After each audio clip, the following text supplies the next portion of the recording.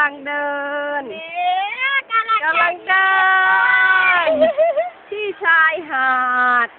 เจ้าหลาวจันทบุรีเอาล้มเนี่ย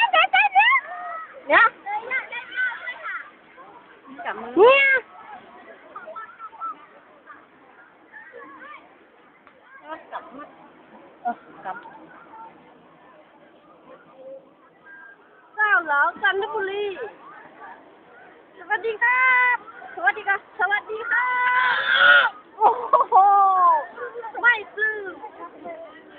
อันนี้ปะ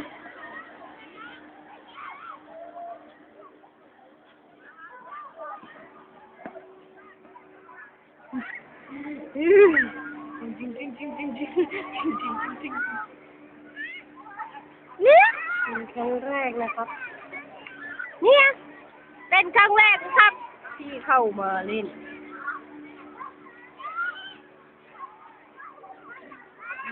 ทราย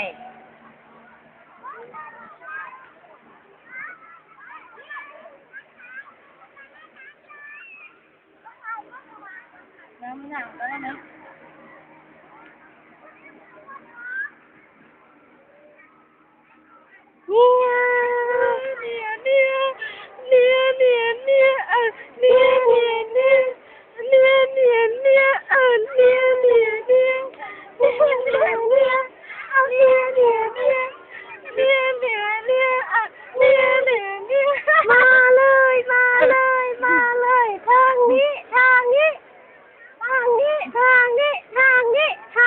มันกินขี้มูก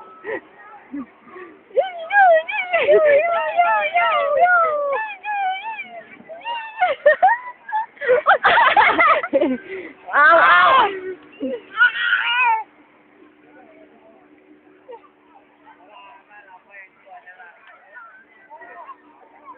ลุกครับลุก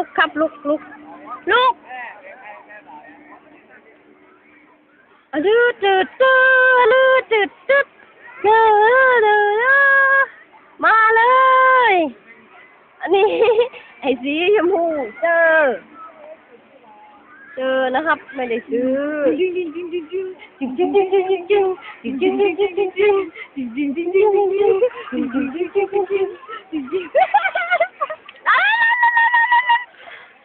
เร็ว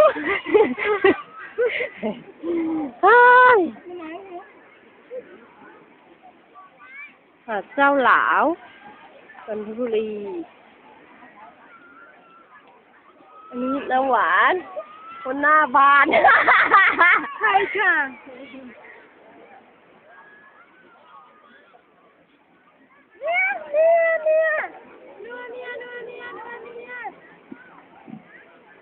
อันนี้เจ้าของคนถ่าย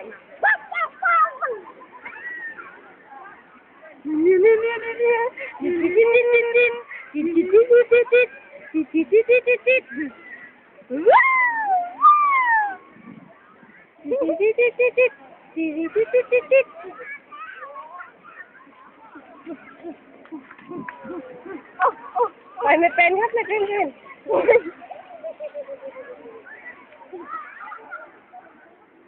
ยุดเล่นครับหยุดเล่นมาลุก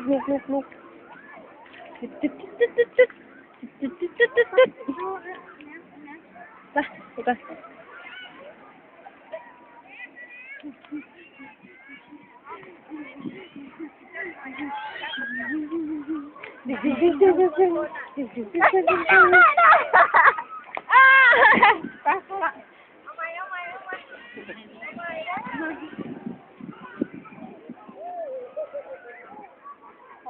แน่นอนคนที่เดินหนักเอาแบบนี้เดินเต่อแตะตรงไหนปะต่อแตะลูกปอ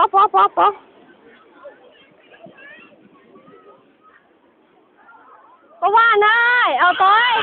ไปหาผู้ว่าแล้ว